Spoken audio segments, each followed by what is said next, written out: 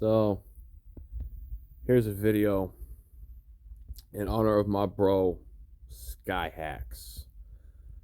Strange circumstances abound, but glad to know you're still doing all right, man. So here's a PSO story, my favorite video game story ever, actually. There was a dude I played a lot of games with. Talked with him every day. Parn was a bro. He helped me set up a dry cast address so that I could play Japanese Phantasy Star Online version 2 on my American Dreamcast. Some early spoofing, early VPN type deal. But it was in the American version of version 2 on the Dreamcast that this happened. Now, Parn and I typically we would run forest through mines. We weren't high enough level to do the ruins, but if some people would join, all right, let's do it. And so we didn't play password protected games. That was kind of a mistake. You had to be a loot sniper to deal with that sometimes. And this one particular instance just so happened to be on Parn's birthday. At that point, we were starting with mines and doubling back to do forest and caves. And we didn't do quests or anything like that because, people can't join your game if you're in a quest. So we didn't do those. And this one time, a couple weeks before this happened, I got nulled. That's when, because of Sega's terrible security protocol, if one person's client says this is a thing, the other clients have to accept it as a thing. There is no handshake involved. It doesn't check to be like, hey, are you allowed to do this? Is this normal? Is this acceptable? Am I okay with this? So if another person was using a cheating device and they activated the code that said, hey, this NPC from this quest who occupies this party slot is now in this party slot, your character turned into that NPC. The one people really liked to do was null the reporter who just uses a little pistol, and it would overwrite your equipped weapon, armor slots, shield, and mag. Now that wouldn't normally be a problem. The problem is that they would also use another code that would crash the game you were in and send you to the disconnection screen. If you press a button at that point, you're going to move onto the screen that auto-saves onto your VMU. And at that point, you're the one who messed up.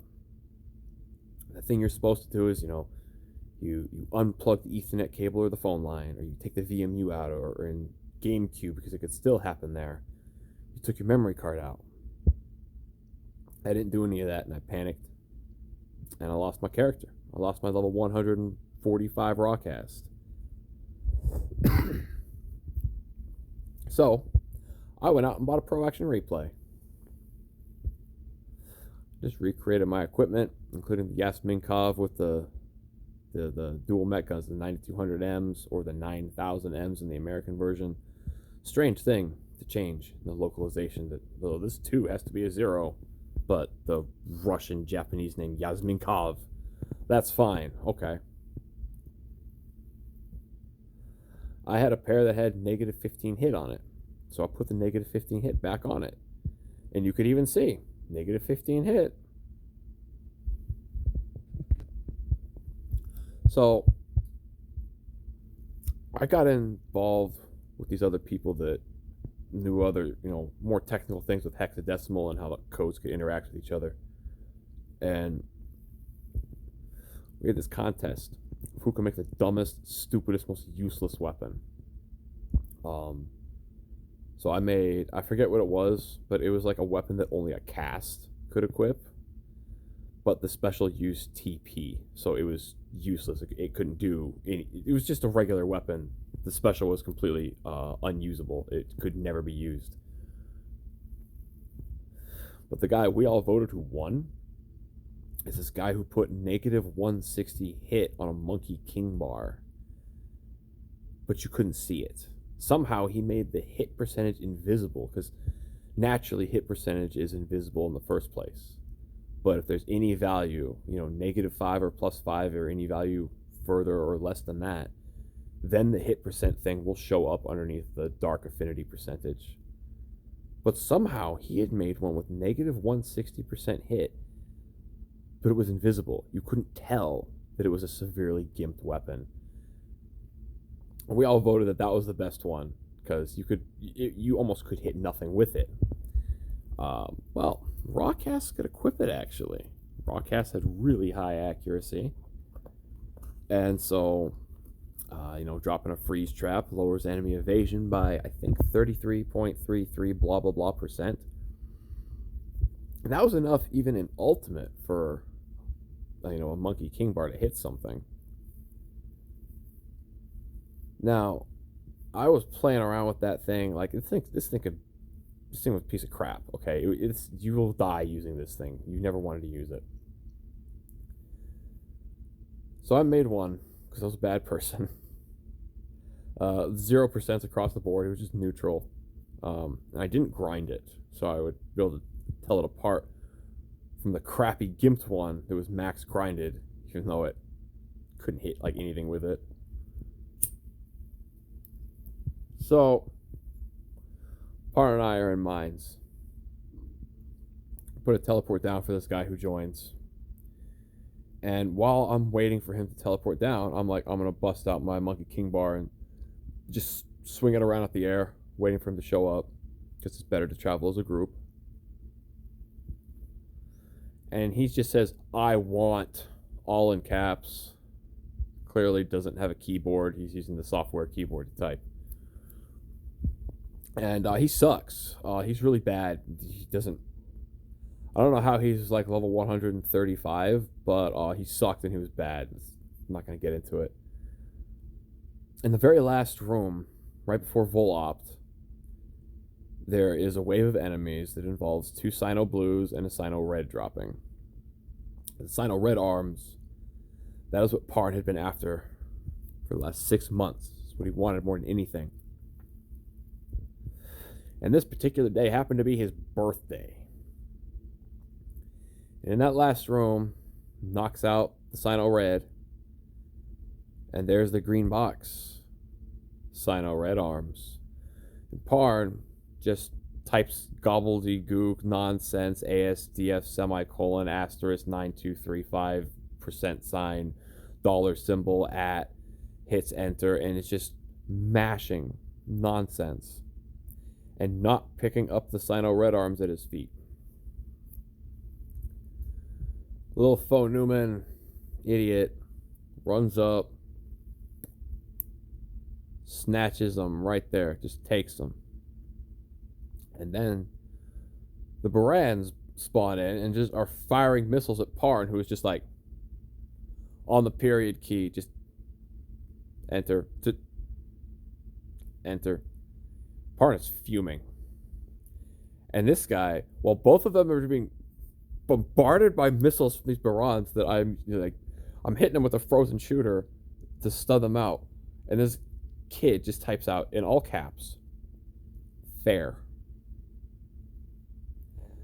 Now, Parn, he typically would use a bunch of symbol chats during boss fights to mock the boss, yell at the boss, call the boss an idiot. A bunch of macros like from Radiant Silvergun where it says "be attitude for gains," things like that. He always made boss fights really fun. He wasn't doing none of that during the Vol-Opt fight. He wasn't saying "eat cake" or anything like that. So after the fight, I tell this kid, "Hey, trade your monkey king bar for the S-Red's arms." So I quickly go to the bank and I pull out the fake monkey king bar. I tell him, "Yo, go down to Forest and we'll do the trade, okay?" He's like, "Okay." So I run in and I show him, I equip the fake monkey king bar, and I'm just like spinning it around like, "Yo, check this thing out. Look how cool it is." And then he's like, "All right, yeah, let's trade." The typical way to trade was that you both drop your item at your feet, and then you walk over and you pick up the other item. So I see he drops a green box, and I'm hoping that it's not a monomate. No, it's an S-Red's arm. Okay. What bugged me is that I dropped the Monkey King bar, and he picked it up, and he's just spinning it around, and he didn't drop the green box first. But all the same, I figured at this point I could just create a pair of S-Red's arms, so whatever. Pawn comes down, and he sees this guy spinning around. He drops the green box. I pick it up, and partner and I watch as he goes to the doors to the Bartles, and it's just miss, miss, miss, miss, miss, miss. That was justice to me. Then we went and crafted them. And in the version 2 Dreamcast quest, when you crafted monster parts, they actually got hit, they could get hit percentages. His did not. They got 50% A-Beast and 45% Machine, I believe. But I'll always remember that moment of that dude who tried to pull a space Jew over on my friend on his birthday. And then I would just so happen to have that the guy who made the piece of crap Monkey King bar, he didn't want it. So he was like, whoever wants this can just take it. So that's how I ended up with it.